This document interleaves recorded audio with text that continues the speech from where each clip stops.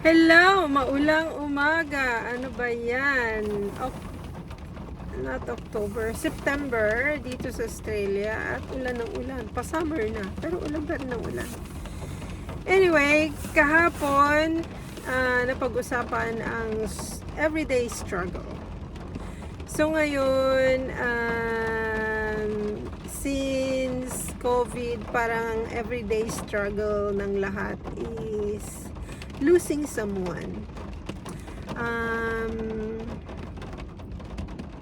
So I lost few members of my families. I lost my parents, 2 sisters, 1 brother, actually 4 sisters. And pag sinabing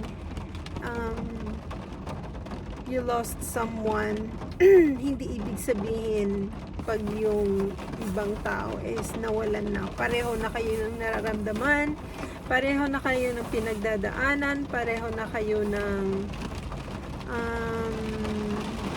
grieving. Grieving is iba-iba sa iba't ibang klaseng tao.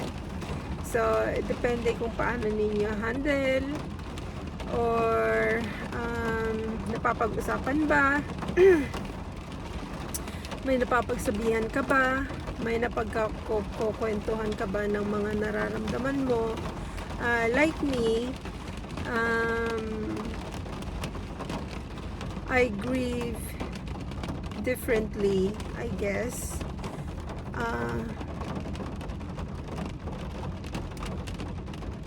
Mula sa ibang tao, at ganun din sa ibang tao, iba din sila mag-grieve kagaya ko, na hindi gaya sa akin, ibig ko sabihin. So bakit ko ito naisip na gawing topic? Hindi ko alam. So I lost my mom recently. I lost my mom April this year. Now is September. So how long ago was that? April, May, June, July, August, September. It's just been 5 months. She was 95, so I think it was time for her to rest. And years before she passed, lagi niyang sinasabi na gusto niya makita ang nanay niya, which is died, I think 1966, if I'm not mistaken. So lagi niya yung sinasabi. Tapos meron kaming top stories, like 2 stories yung house namin sa Pilipinas. Lagi niya yung sinasabi, gusto niya makita yung nanay niya, na gusto niya puntahan yung bahay nila, na yung bahay na kinatatayuan, kung nasan yung bahay namin is hindi niya bahay, hindi niya daw bahay yun. Yun yung pinatayo ni tatay na bahay namin, pero hindi niya daw bahay yun. Parang nagkakaroon na ng premonition na malapit na, nalalapit na. Pero syempre ako in denial, hindi ko tinatanggap, hindi ko talaga iniisip, hindi ko talaga, pag sumagi sa isip ko, talaga mag-iisip ako ng ibang paraan, ng ibang topic na pwedeng isipin. Gagawa ako ng pwede kong gawin para lang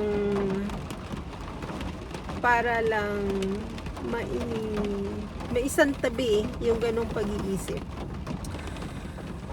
So nung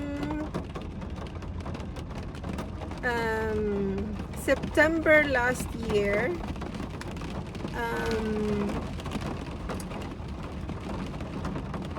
nag-message sa akin yung pamangkin ko na natumba si Inang at nabagok yung ulo niya. So syempre, hindi ako mapalagay dito sa Australia. So I rushed back to the Philippines. Pero sabi nila, before pa ako makauwi, okay naman daw si Inang. Pero syempre, hindi rin ako mapakali.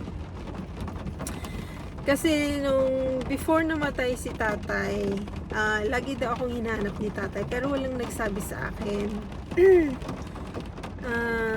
Tapos nung sinabi nga ni Inang sa akin noon na ganun, sabi ko, bakit hindi niya ako sinabihan? Hindi naman siya nagsabi ng rason kung ano. Wala lang siyang sinabi. Kasi that time, nagiging makakalimutin na siya.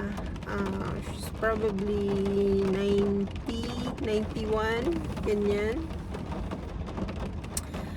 So, nung nag-message nga sila na gano'n nangyari kay Inang, so umuwi ako bigla. I stayed there for a month. I look after Inang. I look after her for a month. 24/7 kaming magkasama. 24/7 kaming nagkukwentuhan, 24/7 kaming hindi naman nag-aaway, nagbabangayan or nagtatalo, pero minsan kasi may gusto ko siyang painitan, ayaw niya, tinatamad na siyang bumangon, tinatamad na siyang kumain, gusto niya na daw ngang mamatay. Yun ang laging bukang bibig niya. Tapos, lagi siya nag-worry nung siguro mag-isang linggo na ako sa bahay. Sabi niya, bakit dito ka na? Dito ka na? Apay, di ka nga berberukin ti lakay mo. Hindi daw ba ako hinahanap ng lakay ko? Ng asawa ko dito. Sabi ko, kasi hindi ka magaling kaya pinauwi niya ako dito. Sabi ko, hindi naman,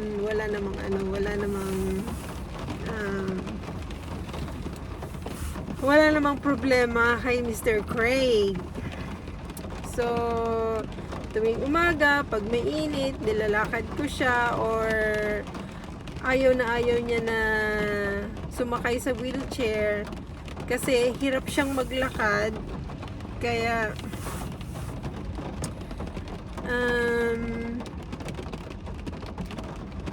pinapasakay ko siya sa wheelchair para hindi siya mahirapan.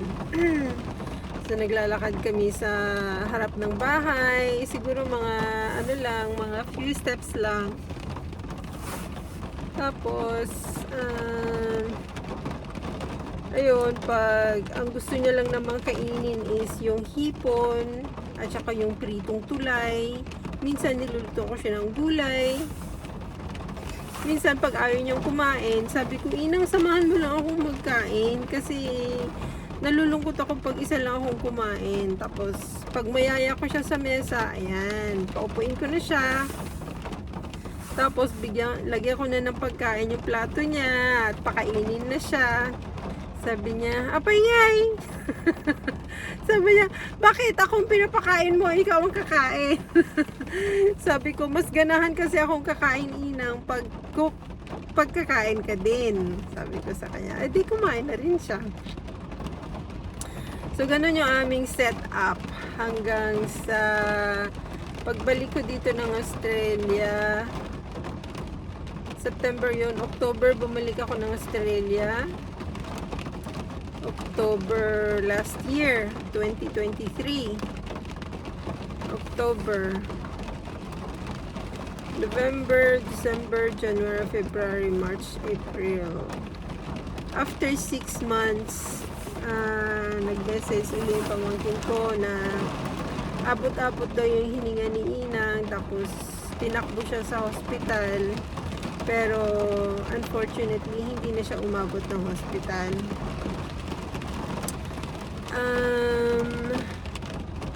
So naka video call ako sa kanila, pero before pa noon sabi ko, Lord, kung talagang kunin mo na si Inang, kunin mo na siya para hindi na siya mahirapan. Nung na-pronounce na namatay na nga si Inang, sabi ko, parang ang gaan ng pakiramdam ko. Ang gaan ng pakiramdam ko. Hindi siya mabigat. Parang, ano ba yun? May, parang may pasan-pasan ako na pagkabigat. Tapos nung nangyari yun, parang, alam mo yun. Anyway, yun. Tapos, umuwi ako ng Pilipinas. Kasama ko yung mga pamangkin ko. And then,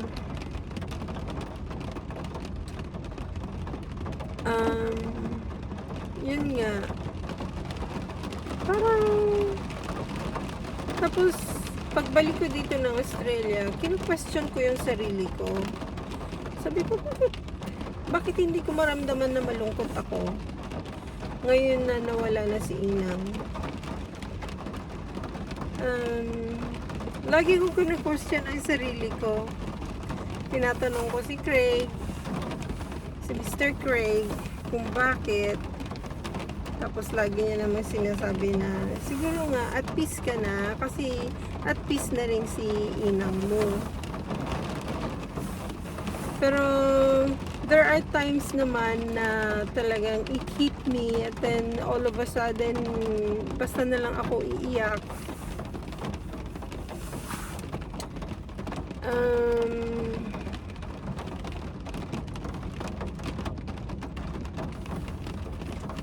Ay, init na. Grabe ang ulan, no? Hindi tumitigil. Anyway, yun nga, minsan napapanaginipan ko si Inang na nakangiti sa akin. Ang last na panaginip ko sa kanya is pinapakain ko daw siya. Tapos niningitian niya ako. So, yun yung last na panaginip ko sa kanya. Siguro mga last week yun. And, siguro masaya na siya, na nakapahinga na siya, na sinasabi niya na, Tess, huwag ka nang mag-alala sa akin. Huwag ka nang mag-alala, huwag mo nang pahirapan yung sarili mo na magigilty or kung ano man yung nararamdaman mo, kasi masaya na ako. Siguro yun yung gusto niyang sabihin sa akin, kasi parang sabi ko, parang nagigilty ako na bakit hindi ako malungkot. Hindi ka parehas ng pagkamatay ng ate ko na talagang nag-grieve ako for years.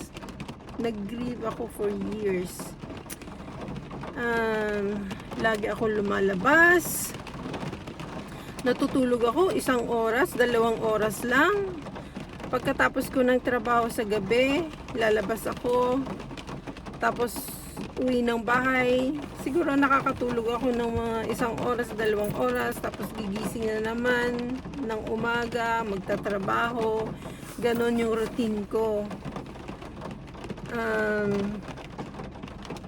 Minsan hindi ako kumakain, nawawalan ako ng ganang kumain, kaya siguro ang payat-payat ko noon. Anyway, so parang yun nga, grieving is very different sa kung sino man yung siguro yung nawala sa'yo. So I grieve different from my sisters, I grieve different from my brother, I grieve different from my dad, I grieve different from my mom. So parang I just realized 5 kinds of different grieving that I went through. Ang pinakagrabing grieving ko is yung sa ate ko. Talagang kasi hindi kami na-sort out na problema before she passed away. So, probably, yun yung talagang malaking guilt na dala-dala ko.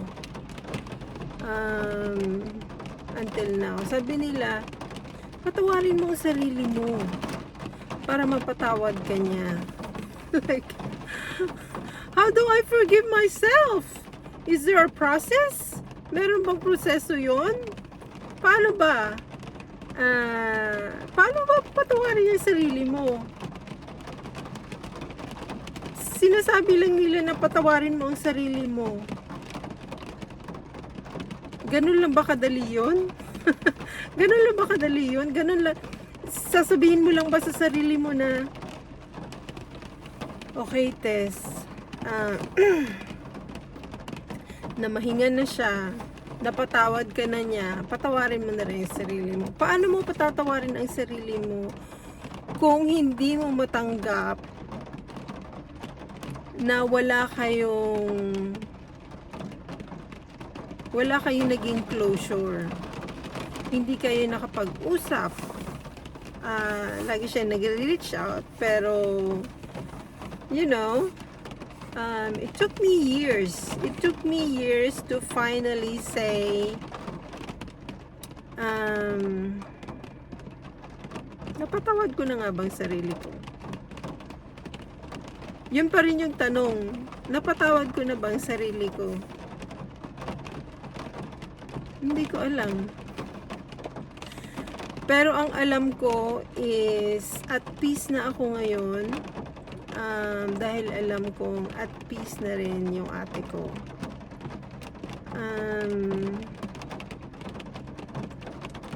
So sana sa mga nagsasabi hindi ko naman sinasabi na mali yung pagkasabi nila, o baka hindi ganun yung dapat sabihin, or sometimes it's not what you say, it's how you say it.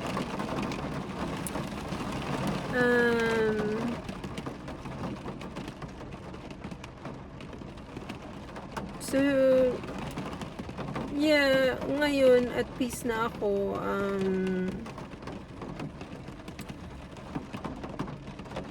Minsan nadadalaw ko siya sa sementeryo dito sa Australia. Malungkot pa rin ako, pero pasalamat ako at nandyan si Mr. Craig. So yun, kanina bago ko umpisahan itong video na to, itatakal ko sana yung mga taong lost their loved ones. At napuntirya naman sa akin. sa akin naman yung naging focus. Syempre itong kinukwento ko dito is based on my life story din.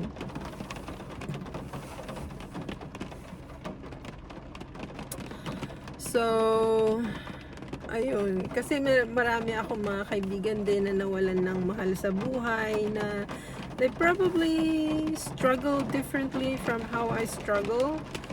I don't really show it much in Facebook. Hindi ko talaga na-express sa Facebook. Minsan na isusulat ko, or minsan ganito na i-video ko, and then kalimutan ko na. Nakakalimutan ko na, hindi ko na babalikan. Like, kung sino yung makapanood, gustong manood, at kung sino yung nakaka-relate, at kung sino yung gustong mag-comment ng mga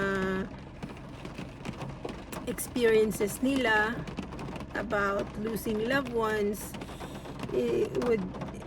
it's either their kids, their husbands, wives, parents, siblings, cousins, it could be anything, pero hindi porket nawalan ako ng nanay at ikaw nawalan ka ng nanay, pareho na tayo ng nararamdaman. Syempre, iba yung relasyon ninyo ng nanay mo, iba yung relasyon ninyo iba yung relasyon ko sa nanay ko, iba din yung kind of grieving na nararamdaman ko, iba din yung kind of grieving na nararamdaman mo. But it would be fair to say na pareho tayong nag-grieve. You know, iba-iba lang. So, minsan siguro nagbe-base din yun sa mentality natin. Yeah. So, yun lang ang point of view ko na hindi lahat ng nawalan ng mahal sa buhay is pare-pareho na. Siyempre, iba-iba naman tayo. Iba-iba naman yung mga circumstances natin. Iba-iba naman yung mga relasyon natin sa mahal natin sa buhay. Iba-iba naman yung mga nangyayari sa atin sa araw-araw. So, kagaya nito, ako pa naman, yung utak ko, continuous yung pagtakbo, pag-isip. So, minsan, pag nakakaisip ako ng ganito, I think it would be nice to, to document. Kasi, who knows, kung may makarelate, or makapanood nito na, oo nga, no. Yan. So, tatapusin ko na dito at mag-uumpisa na ako ng trabaho. At yung aking background music is raindrops sa aking car. So hopefully you have all good day. At hinay-hinay lang, dahan-dahan lang. Let's take one day at a time or one step at a time. Grieving is, for me, it's a process. Grieving is a process na kailangan nating pagdaanan. We can't skip it. We can never skip it. If we try to skip it, you know, babalik at babalik, babalikan ka talaga. At ipaparamdam sa'yo yung totoong proseso. So, kung pakiramdam mo is gusto mong umiyak ka. Kung pakiramdam mo ayaw mong kumausap ng tao, huwag kang kumausap ng tao. Kung hindi nila maintindihan, huwag mong problemahin yun. Kasi, hindi naman nila nararamdaman yung nararamdaman mo. Yung talampakan nila hindi nakaapak sa tsinelas mo. Kaya kung ano yung nararamdaman mo na sa palagay mo makakalubag, makakagaan ng sarili mo, ng pakiramdam mo, yun ang sundin mo. Hindi mo kailangang i-please ang ibang tao. Kung pakiramdam mo maldita ka, maging maldita ka. Kung pakiramdam mo gusto mong sumigaw ka, umiyak ka, tumawa ka. Kung ano yung pakiramdam mo, sinasabi ng katawan mo na gawin mo, yun ang gawin mo. Kasi by the end of the day, yung sarili mo lang ang kailangan mong i-please. So, hanggang dito na lang. Hopefully, may nakapanood. Kung wala, okay lang. Kung balikan ko ito in a year or two or in 10 years, kung buhay pa ako, I'll be grateful. So, thank you all for watching. Look after yourselves at magkita-kita tayo muli. Bye!